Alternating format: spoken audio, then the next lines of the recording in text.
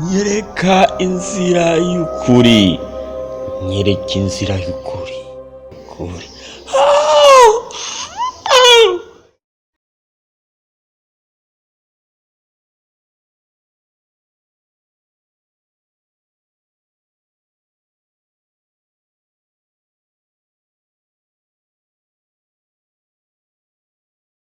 Igice cya 17, amasezerano abiri avuguruzanya. Amasezerano abiri avuguruzanya. Murahawe ikaze bagenzi gukurikirana ikiganiro cy'uno munsi. Tugeze ku kigwa cya 17 kivuga ngo amasezerano abiri avuguruzanya. Dusenge. Uhoraho mwami ushobora byose, utegeka bikaba, wavuga bigakomera, izina ryawe nirihabwe icubahiro. Mwami, na none mwanya tuje imbere yawe, turiko turiga ivyigwa biduzana neza na neza mu kuba mu nzira y'ukuri. Mwami, turakwiginze ngo kino kibanza ciza, ino nzira itwerekeza mu bwami bwawe tugomba gucamwo.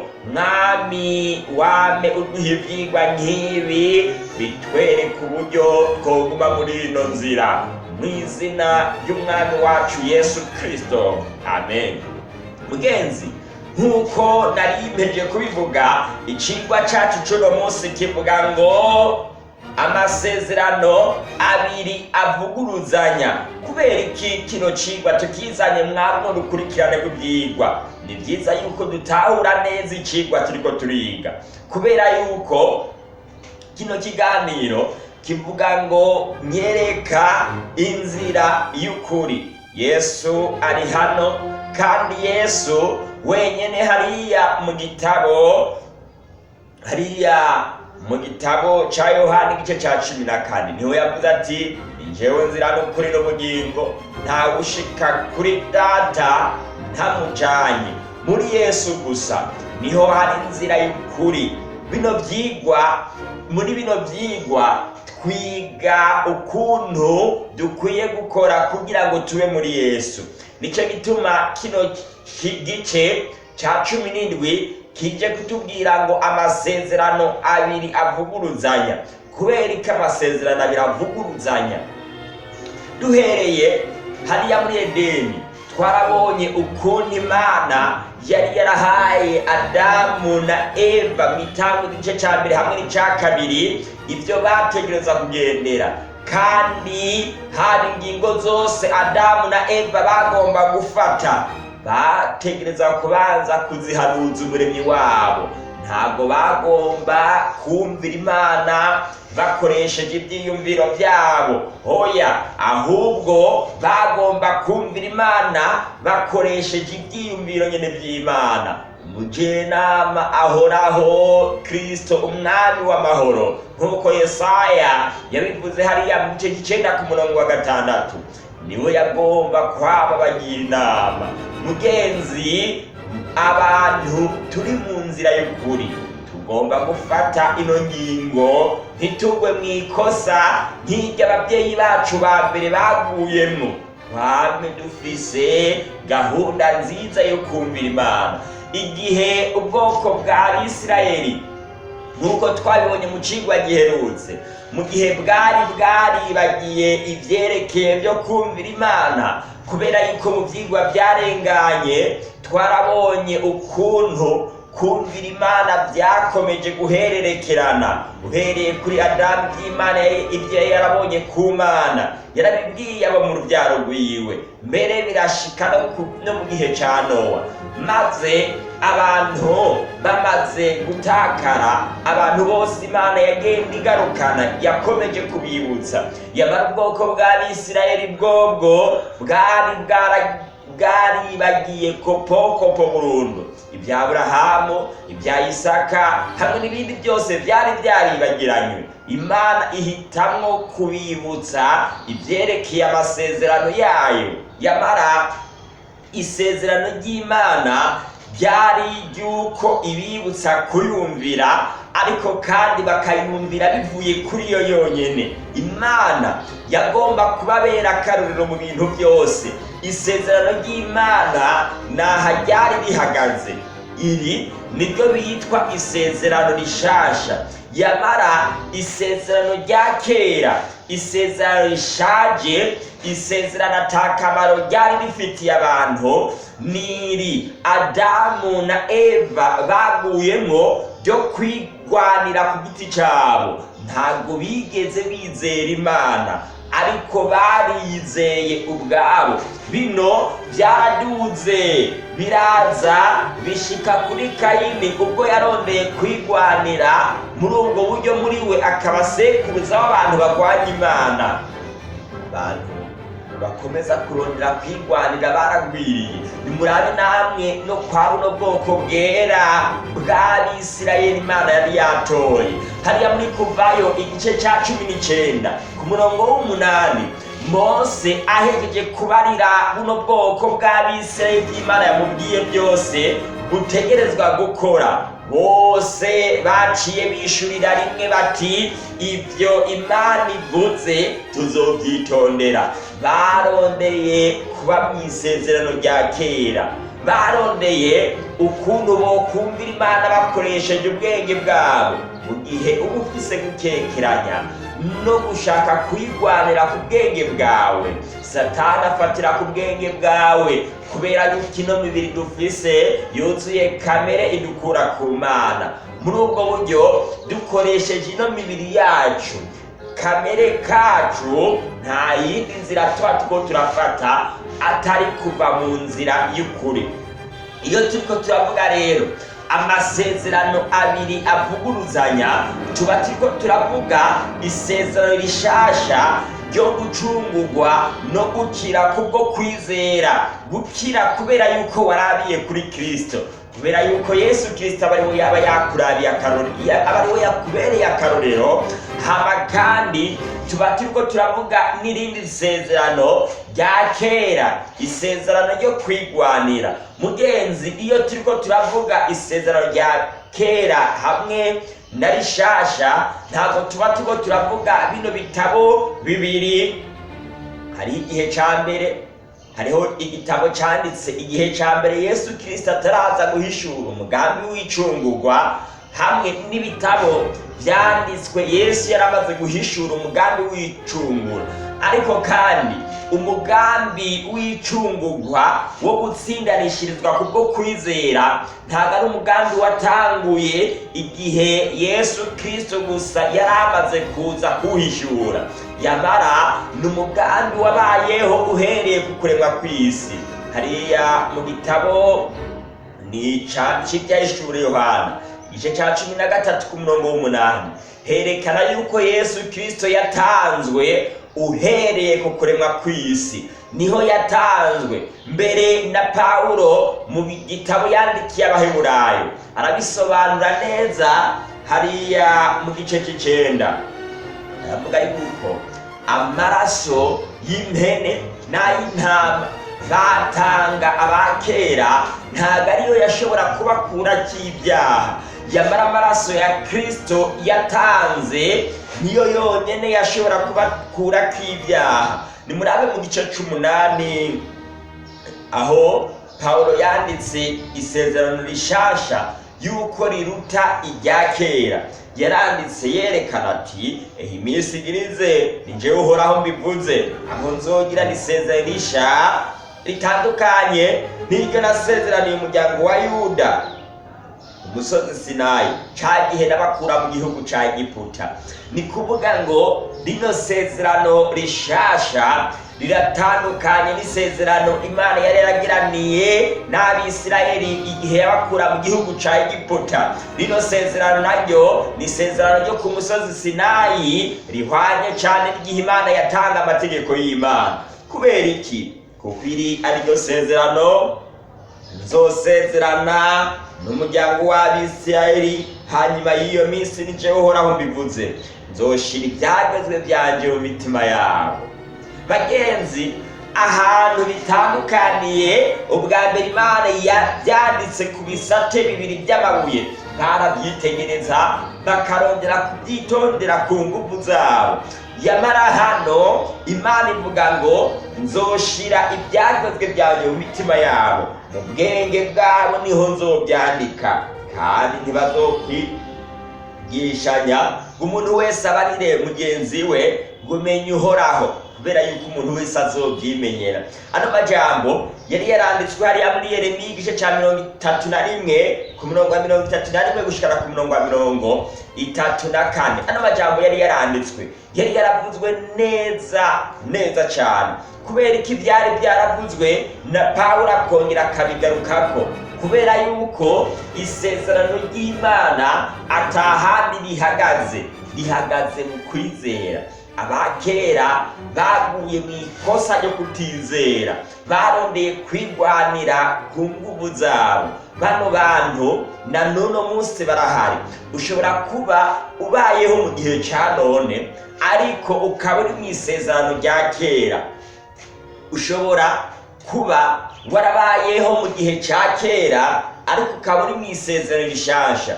Nk'akarorero, Pawulo mu gitabo cy'Abaheburayo igice cya 11 arerekana abantu batsinze kubwo kwizera. Bano bantu twovuga ba Mose, ba Aburahamu, ba Nowa hamwe n'abandi bose nk'uko baboneka mu Baheburayo igice cya 11, bose batsinze kubwo kwizera. Ni kuvuga ngo naho babayeho mu gihe cya kera, bo baharurwa mu isezerano rishasha. Hama kandi na n'uno munsi ushobora kuba uri mwa kino gihe ariko ukaba uri mu isezerano rya kera, kubera yuko udakurikiza byangombwa bigusaba kuba mu isezerano rishasha ryo gutsindanishirizwa kubwo kwizera, ryo kumvira Imana kubwo kwizera. Abantu benshi barabesha ngo bari mu isezerano rishasha, yamara ntibumvira Imana bakavuga ngo baratsindanishirizwe gusa. Abatsindanishirizwe kubwo kwizera, ibyaha byabo byarababariwe kandi ntabwo bakigendera mu nzira z'ibyaha. Imana yarabatandukanije n'ibyaha byabo. Mugenzi uri kurakurikirana ikiganiro mu gihugu ikiganiro nyereka inzira y'ukuri y'uno munsi, ndakubwira ngo ino niyo nzira yonyene ukwiye gucamo kugira ngo ukire. Ino niyo nzira ihambaye yo kwemera ukizera. Mugenzi, iyi ni ikintu kidasanzwe mwa kino cigwa. Kumbure mu cigwa gikurikira tuzokuga icigwa gikomeye cyane, igice cya 18 kizoba kivuga giti Babuloni ya kabiri. Niko kizoba kivuga, Babuloni ya kabiri. Ariko ndashaka ndakubwira ikintu kidasanzwe kugira ngo wiyumve neza yuko uri mu nzira y'ukuri, uri kurerekeza mu bwami bw'Imana. Ugomba kuba uri mu isezerano rishasha kubwo kwizera. Abizera bonyene, maze kwizera kwabo kukabajyana kukumvira Umwami Yesu, bonyene nibo bari mu nzira y'ukuri. Ibi ni ibintu biharuwe uhereye ku kurema kw'isi, ku bantu babayeho no gushika ku bariho mbere n'abazoza.